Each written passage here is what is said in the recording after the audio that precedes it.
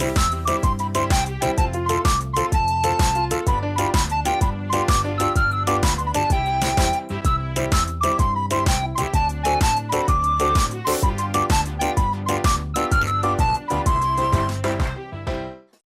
тамошобинони азиз, барнома викторинаи телевизионии донояк аст. манзури шумо аз шабакаи писандидаатон Баҳористон.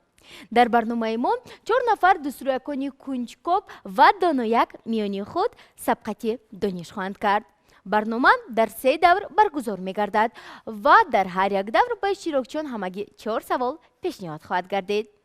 нафаре ки бештар ба саволҳо ҷавоби дуруст мегардонад, ғолиби барнома шумурда мешавад. дар даври аввал саволу муаммоҳо аз фанни математика, дар даври дуюм саволҳо аз шеърҳои кӯдакона ва ҳамзамон филмҳои тасвириву афсонаҳо пешниҳод хоҳанд гардид. саволҳои даври сеюм бошанд доир ба муҳити атроф ва олами ҳайвонот омода шуданд. хуб, биёед ин навбат бо иштирокчиён шинос мешавем ва саволҳоро пешкаши шумо мегардонем.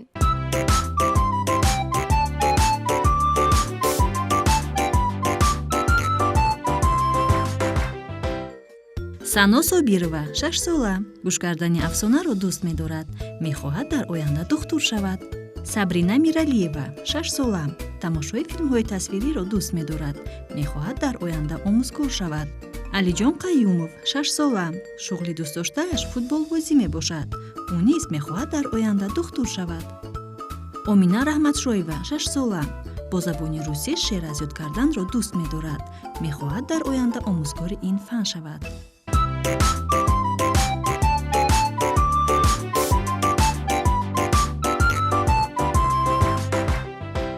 бинандагони гиромӣ маълум мешавад ки ҳар чор иштирокчиёни барномаи имрӯзаи мо 6 сола мебошанд ва онҳо тарбиятгирандагони бохчаи рақами 130 ноҳияи Фирдавсӣ мебошанд. хуб, ин навбат мо ба онҳо саволҳоро пешниҳод менамоем ва нафаре ки бештар ба саволҳои мо ҷавоби дуруст мегардонад, ғолиби барнома ҳисобида мешавад. бачаҳо, шумо барои ҷавоб гардондан ба саволҳои мо омодаед? ки ғолиби барномаи имрӯзаи мо мешуда бошад? сано, сабрина, алиҷон ва ё ин ки омина? агар донистан хоҳед, пас ҷараёни барномаи моро ҳамраҳӣ намоед. хуб, саволи аввалинро мехонам. мадина барои гурбачааш 3 то ҳасибча овард. додари Мадина низ хост гурбачаро зиёфат диҳад ва боз ба гурбача 4 ҳасибчаи дигар дод. гурбача он қадар гурусна набуд ва 3 ҳасибча дар табақча боқӣ монд. гурбача чанд ҳасибчаро хӯрд? хуб, аввалин шуда Сано даст бардошт. ба фикри ман гурбача 3 тоашро хӯрд, 4 тааш монд. яъне шумо фикр доред ки гурбача 3 ҳасибча хӯрд ва 4 тааш дар табақча боқӣ монд. боз Алиҷон даст бардоштанд. Мадина 3 то ҳасибча дод. бародараш чӣ? бародараш 4 то. яъне 3 4 чӣ қадар шуд? 3 ҷамъи 4 чанд мешавад? 7 ҳасибча дар табақча буд. агар ки дар табақча 3 тояш боқӣ мондааст, модом ки 3 ҳасибча дар табақча боқӣ мондааст, гурбача чанд ҳасиб хӯрд? 3 то. хуб, Сабрина низ ҷавоб гардондан мехоҳад. марҳамат, Сабрина. гурбач 4 та ҳасибчаро хӯрд, 3 тааш монд. яъне 4 ҷамъи 3 7 мешавад. 7 тарҳи 4 3. офарин. яъне инҷо бинандагони гиромӣ ба саволи аввалини барномамон иштирокчиён то ҳад имкон ҷавоб гардондан ва ҷавобҳои ҳар як иштирокчӣ ба назар гирифта мешавад. дар охири барнома ғолиби барнома низ муайян хоҳад гардид. хуб, инҷо саволи дуюмро мехонам. гурбаи Мадина 3 гурбача дошт. вай ба болои бом баромада бозии гурбачаҳоро тамошо мекард. шакли бом ана ин гуна буд. боми хона бо кадом шакли геометрӣ монандӣ дошт? аввалин шуда Сано даст бардоштанд. Сано, марҳамат. шакли бом ба секунҷа монанд буд. офарин. хуб, Сабрина, шумо низ ҷавоб гардондан хостед. шакли бом ба секунҷа монанд аст. яъне шакли бом секунҷа аст. шумо мехел фикр доред? آفرین. ما جواب اشتراکچیان و همزمان شما را نیز به نوبت میگیریم و در آخر غالب برنامه معین خواهد گردید. از این رو با ما بودن را فراموش نسازید. خوب، سوال نوبتی چنین است: یک هفته از چند روز عبارت است و چند روز آن کاری و چند روز استراحتی می باشد؟ خب علی جان. یک هفته ما از 7 روز عبارت است.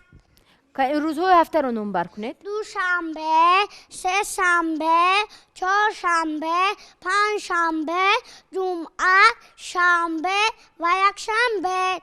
به نهایت خوب. اکنون روزهای استراحتی را گویید. با ما چند روز استراحتی داریم؟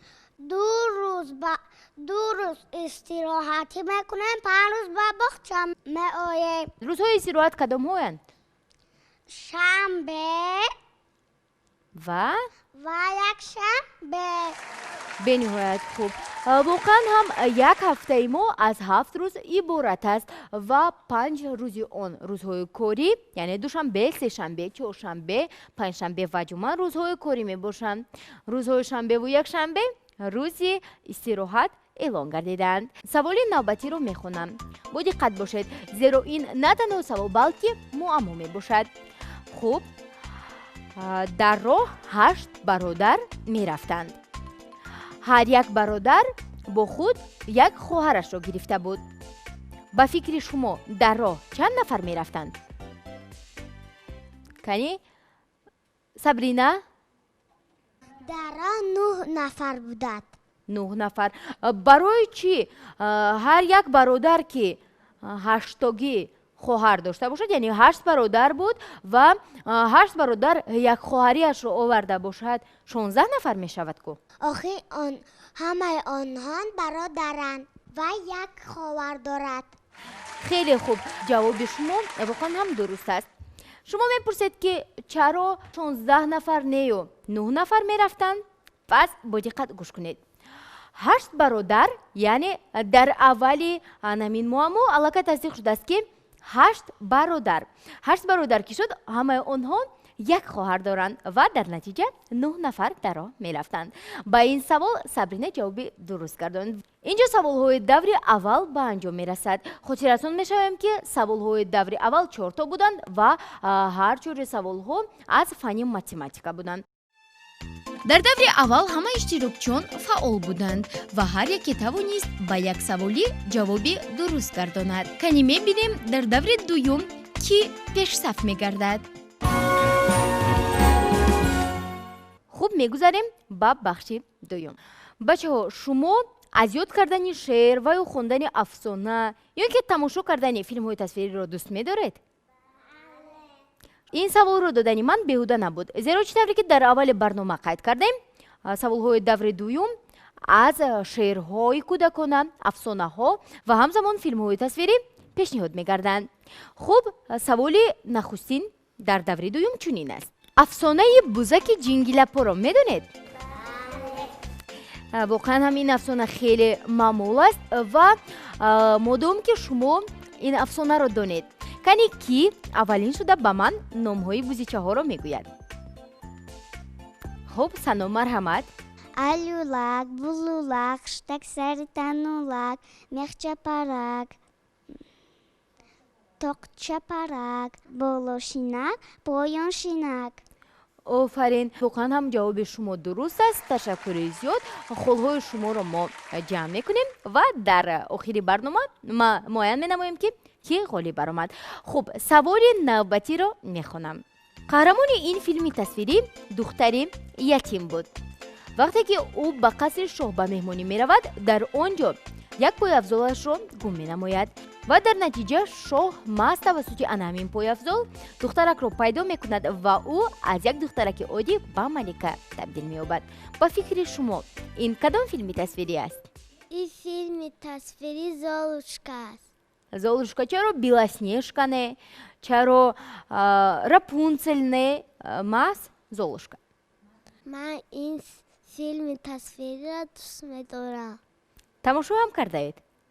بله. آفرین. بینندگان گرامی چطوره که خود شما شاهد گشتید واقعا هم جوابی پیشنهاد نموده امینه درست است. در واقع شو دختر زولوشکا چنین نام گرفته است فیلمی تصویری که از روی آن ما سوال دویمین برنامه‌مون رو انیخترش سوال دویمی دوره دویم رو آماده نمودیم. خب میگذاریم با سوال سیوم. نامی این افسانه چیلپو است. قهرمانی این افسانه میخواهد همراه دیگر جانوران به مکتب رود اما نمیتواند. برای چی؟ کاری علی جان مرحمت. نوشته خواندن نمیتواند. خب این هم یک واریانت است. واقعا هم چیلپو میتوانست از نتوانستن خواندن و نوشتن به مکتب نرود. خب دیگران چی فکر دارند؟ سابرینا شاید شما یگان چیز میگوید. برای آنکه و چیلتا پا داشت تا چیلپوش را میشست پایش جا میپوشید بعد به مکتبش در میشد.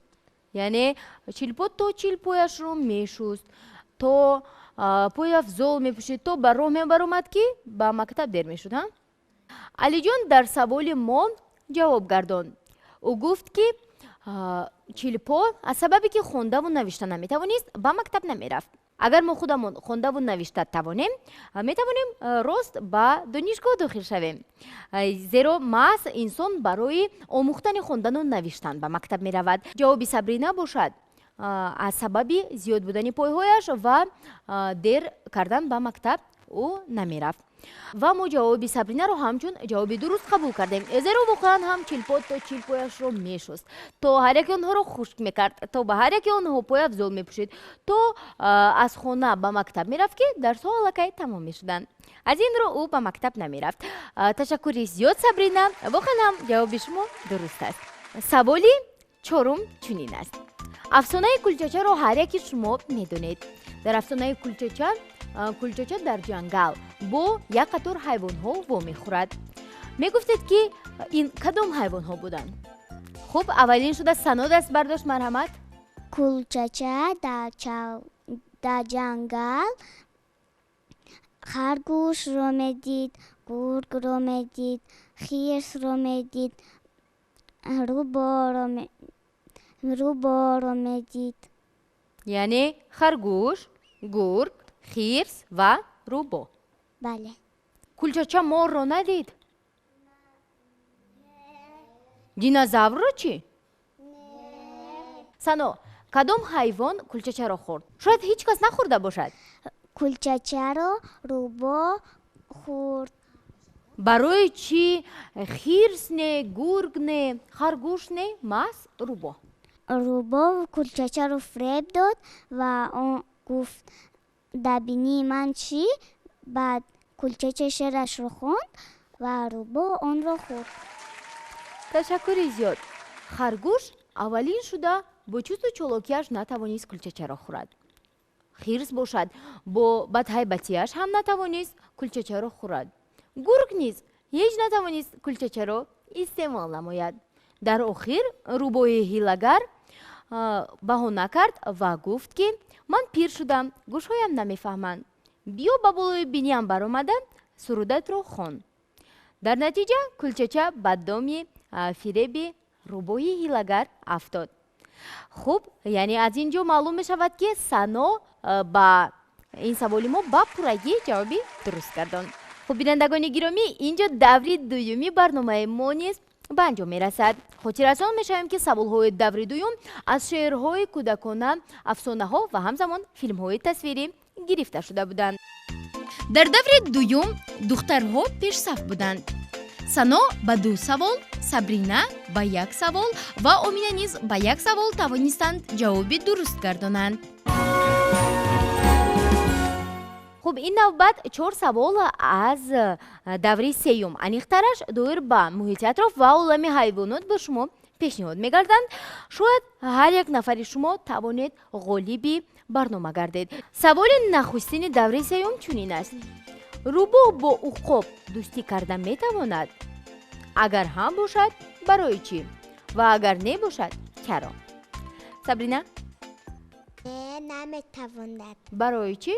برای آنکه عقاب پرنده هست اروبا زمین یعنی عقاب پرنده است، روباه باشد در زمین زندگی میکند. همین طور واقعا هم اگر عقاب و روباه دوستی کردن خواهد پس نمیتواند، زیرا عقاب در هوا زندگی میکند، یعنی پرنده است، روباه باشد در زمین. سوال دوم چنین است: گل صدبرگ چند رنگ دارد؟ رنگ گل صدبرگ سرخ، سفید، زرد می شود. یعنی به فکر شما گل صدبرگ رنگ سرخ، سفید و زرد داشته میتواند. همین طور بله. یکون کسی لابه کردن میخواهد؟ رنگ گل صدبرگ سرخ، سفید، زرد، نارنجی، کبود، دیگری گلابی. یعنی شما گفتن میخواهید که رنگ های گل صدبرگ جیگری، زرد، نارنجی، کبود و باز گلابی رو گفتید ها؟ بله. سوالی ما به همه شما فهما بود و ما جوابی علی جان رو همچون یک جواب درست قبول می نماییم، زیرا علی جان یک چند رنگ های رو نمبر کردند که دیگر اشتراکچیان یعنی با جواب دیگر اشتراکچیان مانند نبود. بچه ها برای چه حیوان ها رو به دو گروه تقسیم کردند و آنها با کدام خصوصیت ها از هم دیگر فرق میکنند؟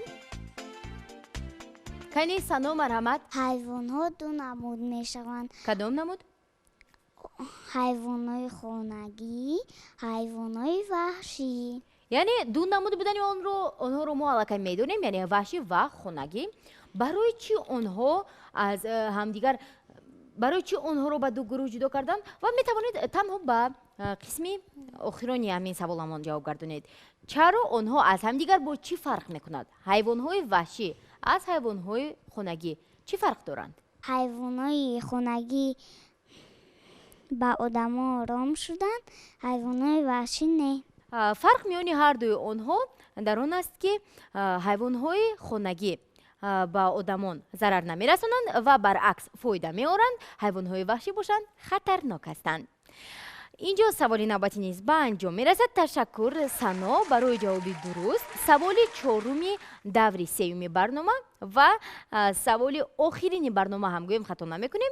چنین است: بچه اسب رو تو چه مینامند؟ از گاو و گوسفند رو چی؟ خب باز سنا مرحمت. اینجا سنا به نهایت فعال است. مرحمت سنا. بچه گاو رو چی مینامند؟ بچه گاو رو گوساله.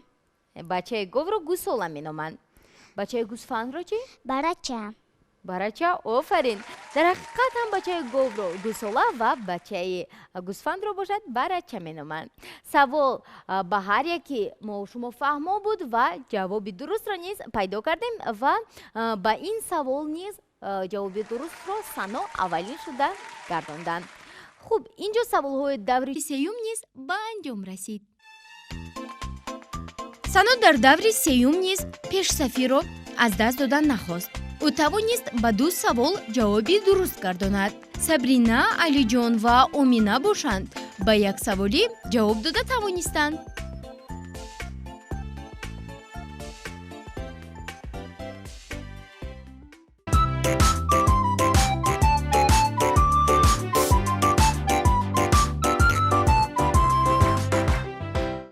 لحظه به نهایت حساس فرا رسید. ما رو میباید تو از میانی 4 نفر اشتراکچیان که هر چوری آنها هم خیلی فعال بودند یکی را انتخاب نماییم. اینک هر 3 دور به انجام رسید و اکنون بیاید خلهای اشتراکچیان را حساب میکنیم. سنا توانست همگی با 5 سوال جوابی درست گرداند. سابرینا باشد با 3 سوال جوابی درست گرداند. اشتراکچی دیگری ما علی جان با 2 سوال جوابی درست را پیشنهاد نمود. امینه نیز با 3 سوال جوابی درست گردانیده توانست. سنا نسبت به دیگر اشتراکچیان بیشتر به سوالها جوابی درست گرداند. سنا غالبیت مبارک باشد.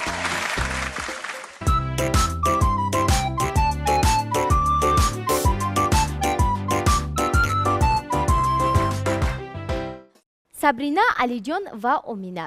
мо ба шумо миннатдории худро баён менамоем, ки дар барномаи мо иштирок кардед, сатҳи дониши худро санҷидед. Сано, ғолибият муборак бошад. Бо шумо бошад дар даври дуюми барнома вохоҳем хӯрд. Дар даври дуюм рақобат ҷиддитару саволҳо душвортар хоҳанд буд. ба шумо муваффақият. бинандагони гиромӣ, ин буд барномаи Донояк. хотиррасон мешавем, ки иштирокчиёни имрӯзаи мо буданд тарбиятгирандагони боғчаи рақами 130 ноҳияи Фирдавсӣ ва ҳар яки онҳо иштироки фаъолона доштанд.